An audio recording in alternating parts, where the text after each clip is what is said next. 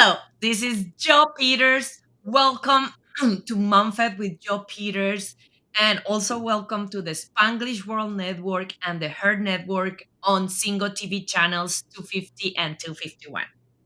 Please remember to download the Single TV app in their respective iOS and Android devices. While you are downloading, make sure that you leave a comment and rate the app. The app is free. Single TV can also be found on Google Chromecast, Amazon Fire TV, Roku, and Roku Stick in all the smart TVs since 2016. And if you are watching us on TV and not in your phone, get your phone and go and follow me at Joe Unicorn Coach on Facebook, on Instagram. Because if you have a question about motherhood, if you are having a challenge, if you are struggling, the mission of this show is helping you to win the marathon of motherhood without burnout. And I handle my social media, so you can just send me a message.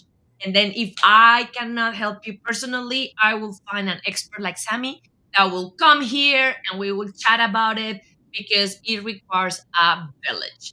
So I am super, super excited to have Sammy here with me. Sammy and I are actually neighbors. Her business is like 5 minutes from my house. That Miss Sammy is the owner and the heart behind We Rock the Spectrum Stove. She is passionate about creating fun, inclusive play spaces for families in the Northeast Ohio, with a deep rooted passion for children and a commitment of making a positive impact in their lives. Sammy earned a bachelor degree from the Ohio State University in 2013 and later pursued her master's on occupational therapy from Cleveland State. Before opening the We Rock the Spectrum, Sammy worked as an occupational therapist in various pediatric settings, including the private school for children with autism spectrum disorder, an outpatient pediatric clinic, a preschool for children with special needs, and a high school program focusing on vocational training and life skills. Across all of these roles, her greatest joy was always being working directly with the children and seeing a positive impact on their interactions. So, Sammy is a jewel in the area, and her husband Mike are doing amazing things in the world. Mike also plays a role behind the scenes, supporting Sammy and bringing her life into vision. So I am super happy to have you here, Sammy. Thank you for joining us in the show. And let's gonna talk a little bit about this vision of um, We Rock the Spectrum and why that was the right call and why this is something that I think that every single town should have in the entire world right now. Welcome to the show, Sammy. Thanks. Thank you for the introduction. We Rock the Spectrum Kids Gym is an indoor inclusive play space for all kids with and without disabilities. And it is a franchise. We're all locally owned and operated. Right now, there, I believe, is upward to 150 locations worldwide. So not just in the US, but there's some, I believe, in Canada, in Australia, and other places. So we are the second one to open in Northeast Ohio. There's another location in Mayfield Heights called We Rock the Spectrum Cleveland. And then there's a third one that opened in Paynesville in Lake County. So we opened in Stowe in July of 2000, this past year, in 24. It's been a whirlwind of 5 months, but it's been a wonderful 5 months. It's a dream. It truly is a dream. So it's a play space for all kids, and we have a big swing structure with different sensory swings, a rock wall, rope wall, zip line, trampoline, infant toddler area, lots of pretend play, an arts and crafts room, a calming room, and it's just a lot of fun. So it truly is a dream, and we offer so much more than just open play. We have open play, we do special events. So Elsa and Olaf is coming in a couple weeks. We're doing a Christmas cookie decorating and pajama night, a New Year's Eve party on New Year's. We also do birthday parties. So it's a really fun time on the weekends or during the week, but mainly on the weekends, we do tons of birthday parties. We also do drop off programs. So we have camps. We did summer camp, and then we're doing winter camp around the holidays. We also do Parents Night Out, which is probably my favorite night of the month. It's once a month. We have different themes, and kids ages 3 to 8 years old come for Parents Night Out. So my husband comes, a bunch of our staff are there, and we do pizza. They watch a movie for maybe 5 minutes, and then they go back to playing. And then we do a craft and a sensory activity. And then we also do field trips. We do parent-led autism support groups, sibling support groups, sensory sensitive times, young adult teen nights. So we do lots of different things in addition to just open play.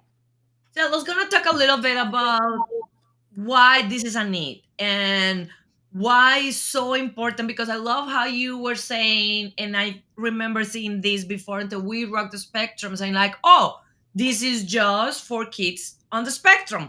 But then it's a lot more than that. And for every mom, like my kid is not in the spectrum, but my kid had a time where he was having big feelings and he was pushing and hitting, and that exclude him from other places and other activities that make me feel really bad and really concerned. But I remember always feeling welcome in your space, in your gym.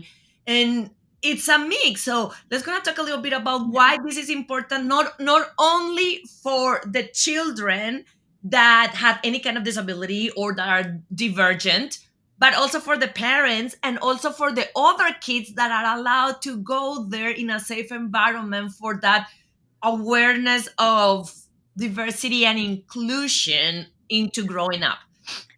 Yeah, you really touched upon it beautifully. I think the most special thing about our gym is that we are for all kids, and we really emphasize inclusion. So it's kids without disabilities, whether it's autism, ADHD, whether they have physical disabilities. We are a gym for all kids.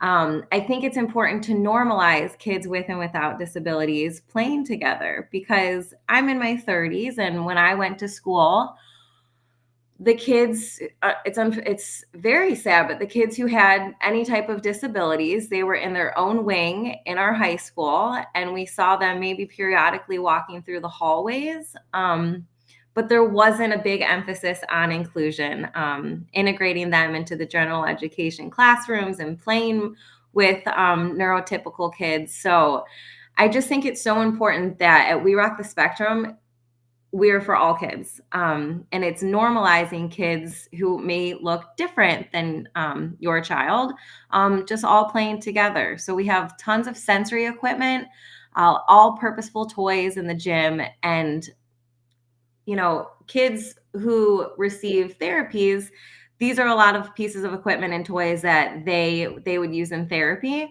but these are also toys and pieces of equipment that neurotypical kids can play with and enjoy and benefit from. Sensory integration and sensory play is so important for development. So it's really just a place that benefits all families and all kids. But one of my favorite parts of the gym is listening to the families and the moms being able to talk to one another. Whether it's, their kid does have big feelings or behaviors, and they talk to the other parent and say, oh, my kid, is similar in that way. And they talk about, their experiences, and they can learn from one another. And I love that, because I think that that is what is so magical about your place, and is that is almost like a safe haven for everybody, for the kids, because I also agree it's about us to find the common ground instead of the differences. So instead of finding that, it's saying like, oh, it doesn't matter if we look different. It doesn't matter if we behave different. There is one part of the gym that we both love, and that is a commonality that makes us get closer to others instead of others. So I love that. But I think that is very important what you are saying with the moms, with winning the marathon of motherhood. Being a mom is so freaking hard, no matter what. And then it can be so easy to feel that we are the only ones facing with what our child is facing, about guilt, about shame. I remember that time when that owner of that other place comments are like, well, he cannot keep coming, even though we handle it every time. And I remember having so much shame, but also anger with the other parents, because they were the ones making it hard. And I told them like, I hope that your child will never experience something like this. um but then now I'm realizing that that was because they were never exposed to an environment like yours, where it's safe, where it's inclusive, where we have the proper tools to handle anything that come up, and it is safe and it is encouraged. So I love that. And I love that you are creating that space for the moms to actually say like, oh, so your kid does that too, or your kid did it. And I was even thinking, what worked for your kid, what didn't work for your kid, and actually even brainstorming to what else I can try with my kid. So how that is being evolving in the last 6 months into that community that you are building of a tribe, a Yeah. tribe of parents. Because one of the things that I notice is once they start going, they become regulars. So Yeah. then you start having a little bit of a circle of the people that you know because of the classes or because you go to play together every time. So, how that is impacting and how you are seeing that helping the children, the families, and then overall the community. Yeah, that is one of my most favorite parts is we do start to see our regular families. The families then recognize each other when they come in. And each time you can kind of see the kids exploring new activities, new toys, maybe working on new skills. Maybe their social skills are improving. It's a lot of practicing about sharing. That's really hard for any child, is just sharing toys. So it is really cool to see the growth of the kids each time they come in and to see the families connect with one another. It's heartbreaking.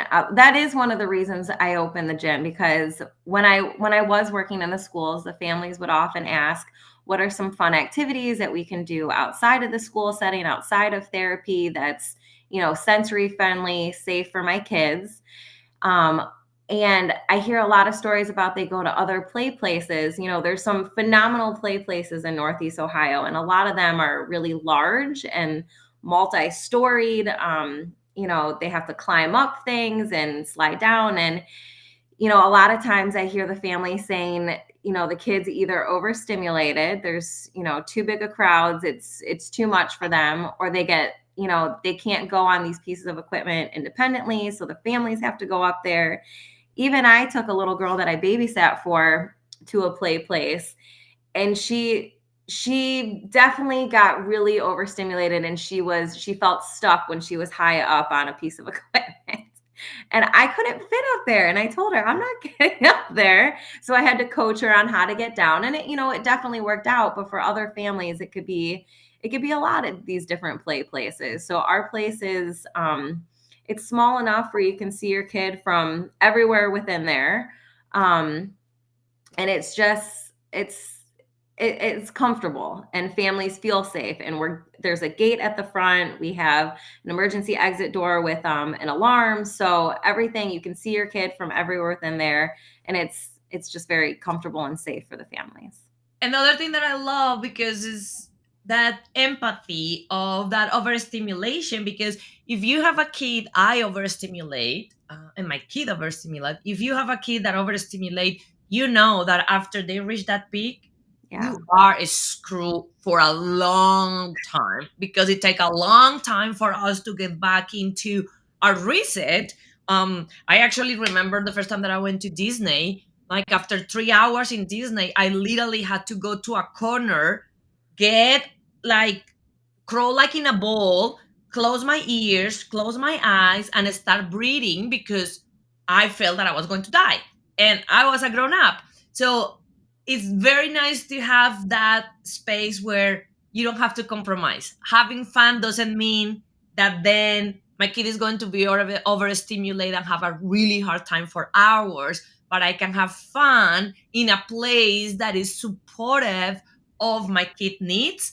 And one thing that I love about your gym is that you don't compromise the kids' safety feeling. I see it all the time, and every time I just cheer on you guys when you are like, "We are at full capacity." That means don't show up because you cannot get in right now. And I think that that says a lot about that respect for the children and what it needs to happen for them to have fun and still feel safe. That is not like, oh, more people, let's gonna keep packing it up because it's popular. I see it almost every other day that you are like, hey, call and reserve because right now we are done, we are full. So that is very powerful. Let me ask you something about this because I know that you also work in schools and daycares and different settings. um why is so important to have spaces like this where everybody had something to enjoy for all the kids and especially for kids that are not neurotypical? Yeah. Like I was saying, some of the other play spaces, they just have big types of equipment, or some places just have a lot of pretend play. And kids who are on the spectrum or are neurodivergent in some way, they don't, they might play a little differently, and they might not enjoy just pretend play. They need that sensory support and sensory integration. So it's kind of interesting where when a kid is on the spectrum, they gear right, typically they go right for the big swings, the trampoline, the more heavy sensory input. The kids who are maybe toddlers, they're younger, they're neurotypical, they really go to the pretend play, the hand, the infant toddler toys. So we do have a little something for everyone. Um, we really haven't had it. We have not, I can confidently say, we have not had a kid that has come in and that has not had a good time. And they end up staying. It is for 2 hours, but there's times where it's hard to get a kid out of there. After, I don't stand over them with a stopwatch or anything, but the family will say it's time to go, and that is often the hardest time for families, when it is time to leave. And, I tell everyone it's okay. Like, it's okay if they have big behaviors when it's time to go. And so a kid knows whenever they leave our gym, they never leave empty handed. We always give them a sticker. Sometimes we have balloons. So it's part of their routine now that the kids know when it's time to leave, they come right to me and they say, Miss Sammy, I'm ready for my sticker. So they get to pick that out. But we also have some support tools. So we have timers for kids that benefit from that. So we can set a timer and say 5 more minutes, it's time to go home. We have a visual that says it's time to go home. Sometimes we've turned the lights off just as a visual for families or for kids to know it's time to leave. I'm rambling at this point, but No, you're not. I think that is so important. I was going to go into my next question into um that was something that I witnessed with Elliot when he was there, and that's one of the things that make me fall in love with Rock the Spectrum, and is there is so much variety that I think that reinforce that it is okay losing interest on something. Like yeah, I literally struggle with Elliot when we go to a jumping place because the only thing that you have to do is jumping. So he jumped, but my kid will not jump for 2 hours. Like I know that there are kids that jump for 2 hours and don't want to leave, but my kid jumped for a little bit and he's like, I'm done. I want to go to see the videos. And then I'm like, no, we pay for 2 hours. Let's gonna keep trying. Yeah. Um, so a lot of those places are like one thing. And I Yeah. think Agree. them can make kids feel even like there is something wrong with them because they can actually see, oh, everybody else is having a lot of fun for a lot of time. What is wrong with me that I just enjoy it for 5 minutes and now I don't want to do it anymore? Versus in We Rock the Spectrum, there is so many things. Like there is the campfire with dark, there is the little art and books, there is the play. Like there is so many things. I saw my child going to like literally every single Good. area and having a lot of time for a short period of time, but that is how my baby's brain work.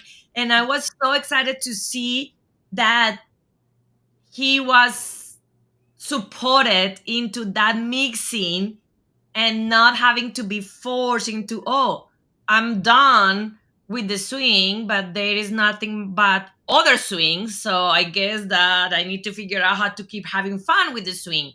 So I think that that is important, and it's a good thing for like the moms that are watching us around the world. If you have a We Rock the Spectrum, you're going to fall in love and be there. If you're in Northeast Ohio, please come to see Sammy in a store. I think that she had amazing things. How we can start incorporating this concept of the gym, of the diversity of activities in the house, like for the moms to go to the gym and then go and do something similar at the house so that the kids keep having that support. Yeah, I'm an open book. Families ask me almost every day, "Oh, where did you get this toy? Where did you get this swing?"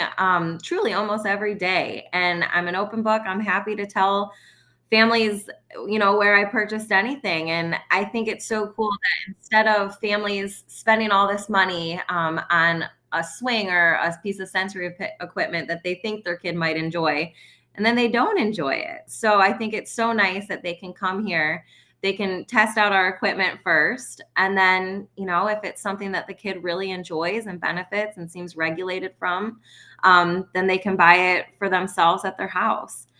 And as an OT, I really pride myself on, I picked out all purposeful toys at the gym. You won't see, for the most part, I mean, we don't have any junky toys or things that don't have a purpose. Every toy there really does have a purpose. So I think a lot of the toys, most of them are educational based. So it's cool, especially with the holidays coming up, that families could come in and say, oh, my kid sat here and played with this for 15 minutes and they seem to really enjoy it. Then I want to get that for at the house. And then, two, some of our support tools that we have, like the timer. Some families never have tried a timer before, and they see, oh, that really worked with my child. They know that it's time to now transition into the activity of going home. So just testing out some different things like that has been helpful too for the families. And for with all your experience with neurodivergent kids and kids with disabilities, kids on the spectrum, um what will be something that you can share with the moms that are in that journey, that are early on a diagnose about that are scared, that are feeling alone? In with your experience, what are some of those things that the moms can do, start exploring? I know that that is one of the reasons why you have your support group, but for the people that are watching us right now that are facing that, what would be that those steps that they could take to take care of themselves and also take care of their children and their children needs? I think definitely first, knowing that it's okay. It's okay that your journey might look different than other people's journeys. And I think finding your people, your village, whether that is through your local We Rock the Spectrum gym, it's a good friend that you have that you can confide in. I think that's really important to know that you're not alone. And I always recommend reaching out to your local school district or the local county board of developmental disabilities to get services. The earlier you can get services, it's research based. It's shown that it's the most effective. So early intervention is so important. Even if your kid doesn't have to have a diagnosis or have autism, but if you suspect any delays, whether it's in their speech, their communication, motor skills, I think it's really important that you just get that extra support early on.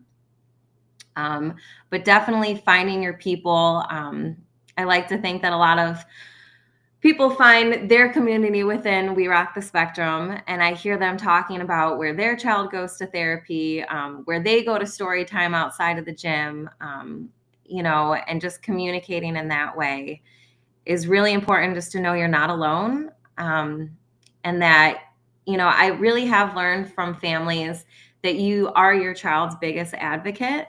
And you really are. You know what's best for your child, and families will do whatever is needed for their child. So just know you're the biggest advocate. Don't accept any answers that you're not, happy with or you think is right for your child. And you know, power to you, and just keep doing what you know is best for your child. And I think that that's so important because it can, I think that society is being put in such an impossible standard of motherhood. So I think that it's a lot easier for us to try to keep pushing forwarding to try to fix it. And what I'm hearing you to say is, you don't need to do that, mom. Like, as sooner as you get out and find resources and find help, as sooner you are going to have some of that relief. I think that that is super important. And I love what you are saying into you are not alone. But with that being said, I would love for you to talk a little bit with the moms that had neurotypical kids into why it's important to consciously make efforts to educate their kids and expose their kids to inclusion for their own development and their own growing into being human beings as well. I think just recognizing at a young age and normalizing that people are different than yourself, whether it's the color of their skin, it's their different abilities, the way they look, whatever it is, it's just so important to normalize it at a young age so they can grow into empathetic, kind, caring young adults. Whether you're in a small community, you're in a big city, whatever it is, I think it's just so important to meet people that are different than yourself. It's really important. It's it, and I recognize that sometimes families might come to our gym, and that might be the first time they see a kid on the spectrum. My dad included. My dad comes to the gym often, whether it's to bring me lunch or just to say hi. And my dad is of an older generation. He's almost 80 years old, and I don't think before here he had ever met anyone with autism. And it's so important that I educate him, and that other families, it doesn't have to be like a sit down, education course. It's just like talking and, just conversing and explaining that, oh, they're putting things in their mouth. That's not because they're hungry. That's because they're craving sensory input orally, to their mouth. You see them flapping their hands and jumping. Maybe that's because they're really excited, or maybe because they're overstimulated. But just talking about those differences, it might be a kid comes in on, whether they have a breathing piece of equipment with them, and just explaining, oh, that helps them to breathe. So it's just so important to normalize just the differences, and that it's okay to be different. And I love that because I think that that is the key that you said, and is normalized. Because I was actually reading, with everything that is happening right now, I was reading an article that says that in adults, they are now seeing the research that it's a lot harder for you to show empathy to somebody that doesn't look like you or that you are not being exposed to. So if I don't know, if you were never exposed to immigrants, it would be like, this is not about politics, this is about your brain. It's going to be a lot harder for your brain to make empathy with the concerns of an immigrant on on this current situation, because that is how the brain works. So I think that in a world that is getting super crazy, that is getting um every time more violent and hard, what a big gift that we do what you were saying, normalizing that difference are good, that difference make us stronger, and that allowing our kids to grow with all of that. So when they are adults, they don't have that issue in the brain that the research is finding, and is that the brain actually doesn't know how to make empathy connections, because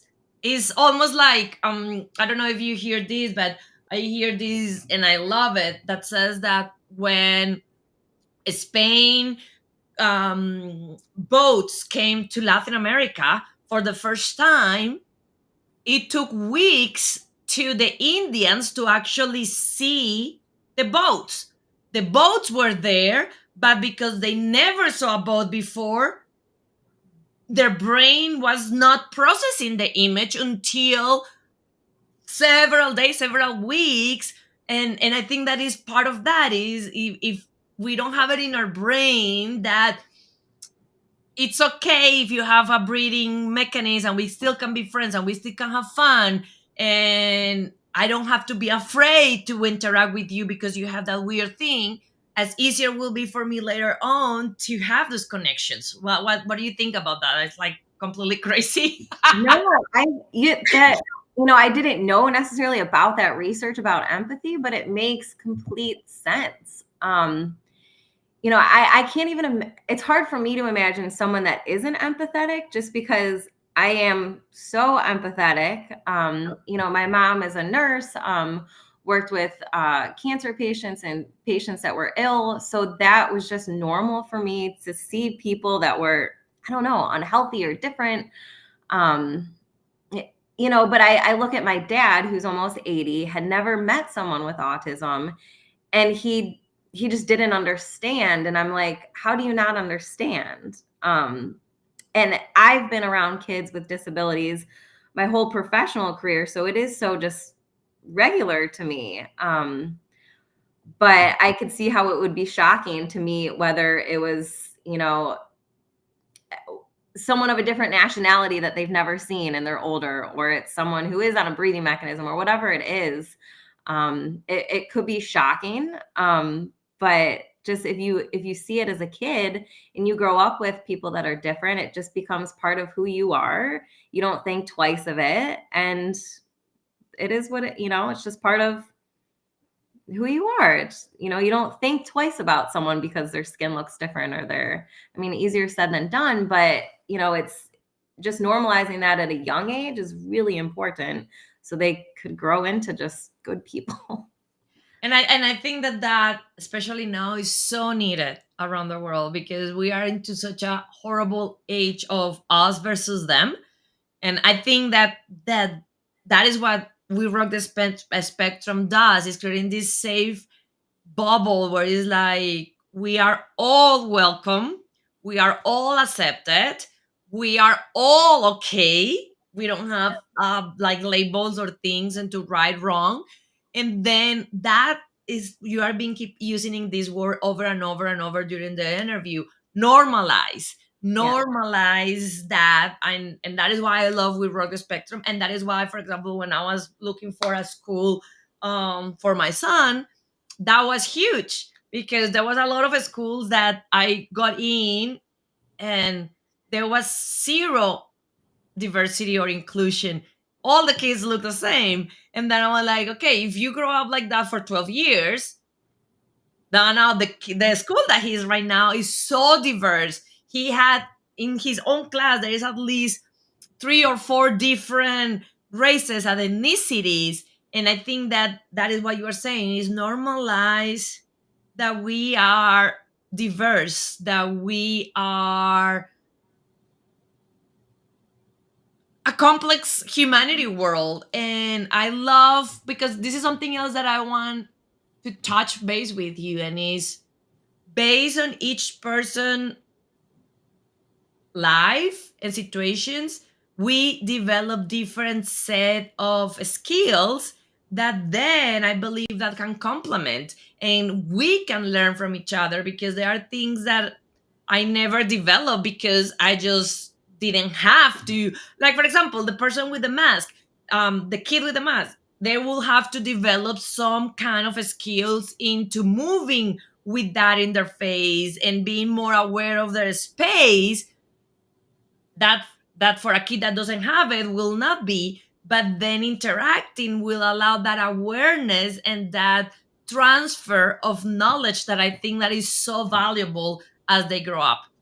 Yeah, and I think little humans learn from their parents, their teachers. That that's just how kids learn.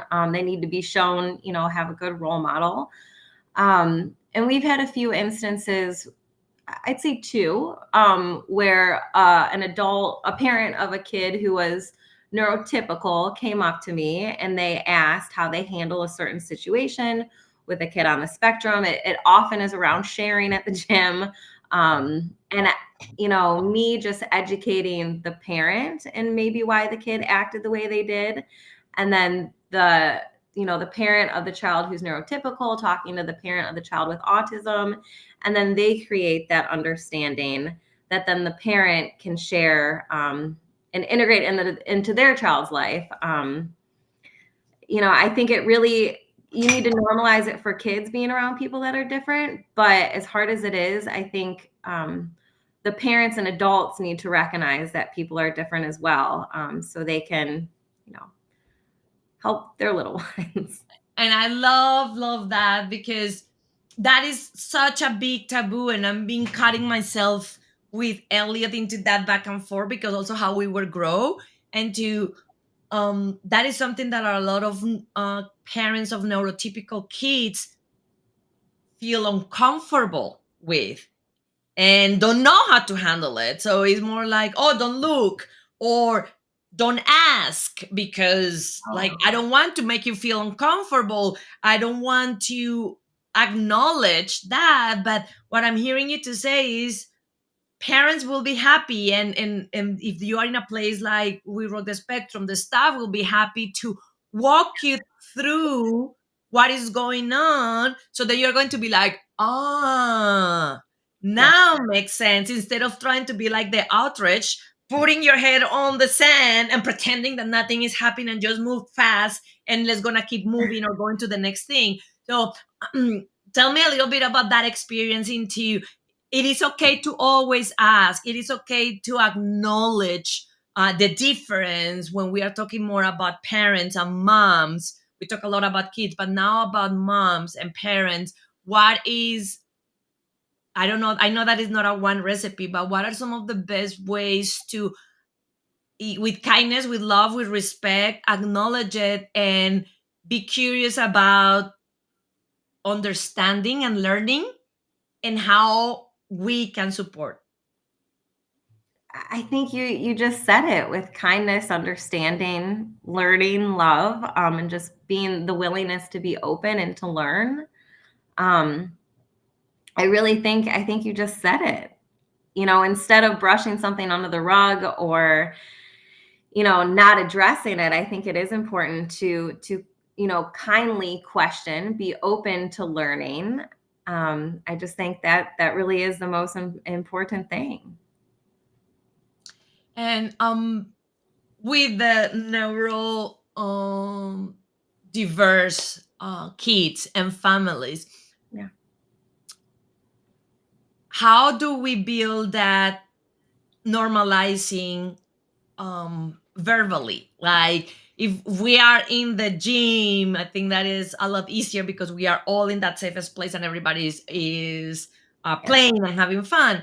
But how we can normalize both neurodivergent and neurotypical kids when they are in the groceries, when they are in TJ Maxx, when they are at school, how we as parents can support both children into understanding that there is nothing weird or off or anything, but that is just part of our life, that we are different. And one of the things that I always use is that kids are never giving us a hard time, they are having a hard time. So then helping us and our children to understand that compassion part of that, if a kid is acting in a way that is not regular for us or is not very common for us, coming from that place of compassion of, I'm pretty sure that they are having a hard time. They are not giving their parents or Yeah. all of us a hard time. They're not doing it on purpose. I don't I face it with my child when he just do his meltdowns. I know that he's not having a fun time. I know that he's not like, oh, I'm gonna do this because I want to make everybody uncomfortable around me. I know that he's very overstimulated, very dysregulated, and is really having a hard time. So how we can expand the level of compassion and patience and empathy that we have in places like We Rock the Spectrum into our daily life, into the grocery store, into the now that we are getting closer to Christmas, into Christmas shopping and all of these other areas where it's not as easy to see that diversity and that inclusion is part of life. That's a big question that I'm not sure I know how to answer.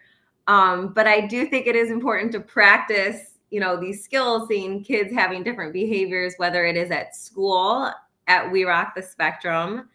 And a family can say, oh, remember, like, so and so that you met at the gym? It seems like they're having a hard time too. Or it's so hard, but if they've already seen a situation or a kid act differently in a safe setting, whether it is at school, at the gym, then it could be, it's not as taboo or not as foreign to them, I guess, when they see a kid behaving away at TJ Maxx or at the grocery store. But I also think some families of kids with autism will say, oh, my kid's non-speaking or nonverbal, or my kid is having a meltdown, they're having a hard time.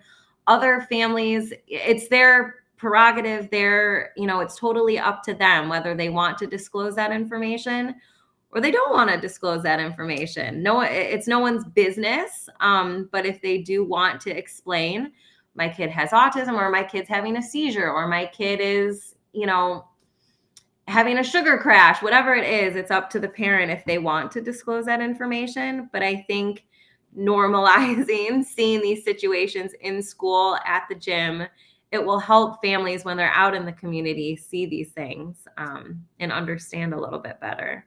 And we go full circle into why it's so important to take your kids to We Rock the Spectrum. All of your kids to actually start having that conversation into how we react different, how we process things different, how some kids only want to be on the dark fire pit room and some kids who just want to go in the swim back and forth. So I love, love, love, love that. Now, before we go, one other question that I have that I'm curious into, because I think that this is that boundary that make us feel a little awkward as moms, and is how much I express my empathy, how much I offer help, or how much I just mind my own business. And I'm thinking about like when we are on, for example, on a plane or in the grocery store. Like I remember maybe a year ago or 2 years ago, we were in a park and this baby was having such a meltdown. He was having such a hard time. And his parents were doing such an amazing job into supporting in a safe place his feelings. And it was like at least 20 minutes. And all those 20 minutes, I was like, oh my God, I want to make sure that they feel that there are people behind them that think that this is amazing, because I also was thinking it takes a lot. I don't know if I could hold a space for my child for 20 minutes in a park full of other kids and parents without me start sweating into, oh my god, I'm the worst mom in the world. So after 20 minutes I went and look at them and say, I want to just say that you're doing such an amazing job with your kid. Oh, Thank you so much for holding a space for him, and letting him know that it's okay to have hard feelings, and I think that you are rocking it. And they were like, oh my god, thank you so much. But I think that that is the question, is how can we have that sisterhood and that like motherhood? Maybe just a smile, maybe it's just I see you into that. Because I promise you, every mom that is dealing with a meltdown, with a tantrum, with anything like that, I don't think that they are having a good time either. I think that they are sweating. I think they're trying to keep in their cool. So how we can also provide that mom to mom, parent to parent, without crossing a boundary, that I think that is what make a lot of people not even try, because it's like, oh, I don't want to disturb them. I think you said it beautifully. Just, whether it is just a smile or saying, I love the way you handled that situation. I, as not a parent, whenever I see, a situation, I will, especially in the gym, 100% in the gym, but sometimes outside of the gym, I will say, is there anything I can do? Just letting them know that I'm here if you need help. I'm not trying to step on your toes. I'm not trying to tell you what to do with your child, but what can I do? Do you need anything? And I think just, a parent, I would hope just feeling that support and not that people are giving them dirty looks or looking the other way. Just know that they're okay. We're here to, if you need anything, just please let me know. I absolutely love that. And I think that all the moms, I think that the message on this show today is normalize, normalize, normalize. Find places like We Rock the Spectrum. Make sure that at school, your kids are supporting to that. Sammy, before we go, what is one last message that you want to share with all the moms around the world that are watching us today? And then, if they are in the Northeast Ohio, in the Cleveland, Akron area, how they can find you and fall in love with you and Mike and We Rock the Spectrum stuff. Yeah, I just want to let all the families, the grandparents, the parents, aunts, and uncles who are helping raise little ones just know that you're doing a good job, that it is okay. What you are doing a good job. And if you want to come find us at We Rock the Spectrum, I'm happy to meet anyone who comes through our doors. We're located in Stowe at the corner of Graham and Fish Creek. You can find us at werockthespectrumstowe.com or on Facebook or Instagram at We Rock Stowe. So don't be a stranger and please come on by. And they have the most amazing activities for December. So go and find them, go and say hi. Tammy, thank you so much for being here. And thank you for bringing this magical, safe place to the community and for doing your part into making the world a better place. I'm completely sure that our city, our state is a better place because of the work that you and Mike are doing. And if you are not following me yet on Instagram, please go ahead and follow me at Joy Unicorn Coach. Let me know what you think about the show. Let me think about any questions or comments that you have about what we discussed today. And please go and find Sammy at We Rock a Spectrum Esto. This show can also be heard at the Spanglish Radio Network. Please check out www.spanglishworld.ca for all the news and programming. Spanglish World. Watch it, hear it, read it, download it, and live it.